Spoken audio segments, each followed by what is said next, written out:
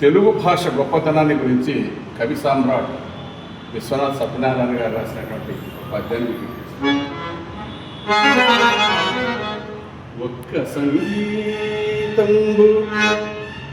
ఒక్క సంగీతంబు ఏదో పాడుతున్నట్టు హాసించినప్పుడు వినపడినట్టి భాష. ఒక్క సంగీతంబు ఏదో పాడుతున్నట్టు హాసించినప్పుడు వినపడినట్టి భాష.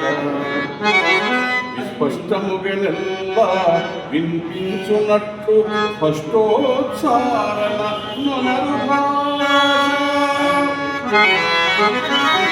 రసభావముల సమర్పణ శక్తియున్న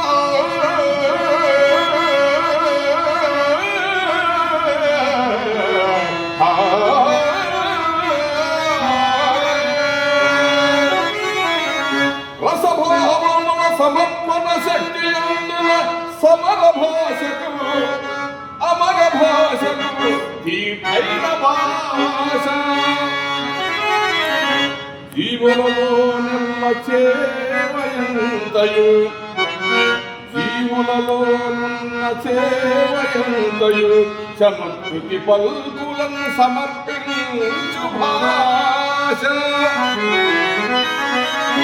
భాషలొక పది తెలిసిన ప్రభువు చూచి భాషలొక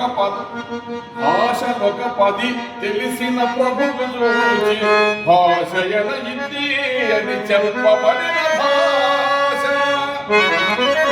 తనను ఛందస్సులోని అందమునడక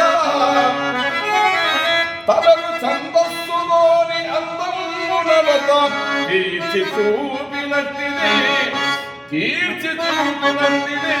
తెలుగు భాష.